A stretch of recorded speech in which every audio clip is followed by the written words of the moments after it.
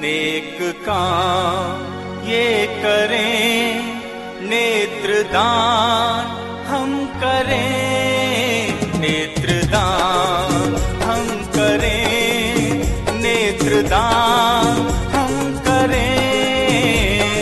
तुम भी आओ, तुम भी आओ,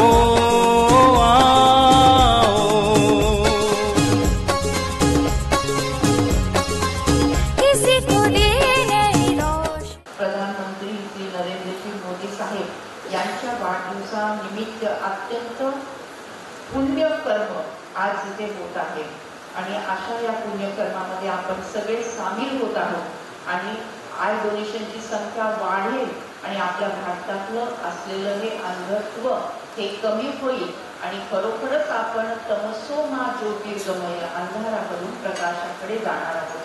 मग मरणोत्तर नेत्रदान डायबिटीस असलं तरी करता येतं, हायपरटेन्शन असलं तरी करता येतं, चष्मा असला तरी करता येतं, काही ताप येऊन मृत्यू झाला तरी करता येतं, हार्ट अटॅकने मृत्यू झाला तरी करता येतं, ऍक्सिडेंटने मृत्यू झाला तरी करता येतं। प्रत्येक व्यक्ती ही नेत्रदान मरणोत्तर नेत्रदान करण्यामध्ये साठी ही नेहमी फिट असते।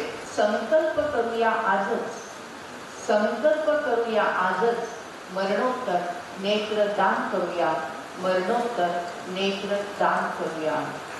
5,20,00,000 लोकांना आज डोळ्याची गरज आहे आपल्या देशात आणि त्यातली फक्त 40,000 दरवर्षी आपल्याला आय डोनेशन होत आहे। त्यामुळे एवढा फार मोठी तफावत यामध्ये आहे आणि परमेश्वराने माणुसकी या नात्याने दृष्टी असणाऱ्या व्यक्तींनी दृष्टीहीन व्यक्तीला नेत्रदान केले तर दात्यांच्या जीवनामध्ये नक्कीच ताकद होईल। नेत्रदानाचं महत्व जर समजून घ्यायचं असलं किती सांगितलं आपण तर आपल्याला लक्षात येत नाही, परंतु एक काम करा की आता या ठिकाणी बसल्यानंतर आपले डोळे बांधून 24 तास आपण आपला दिवसाचे उपक्रम आहे ते करायचा प्रयत्न करा।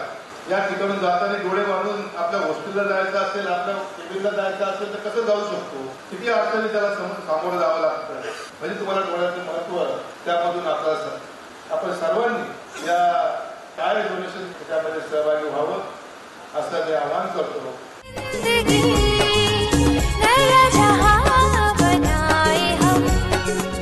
किसी को देंगे नई खुशी, खुद पे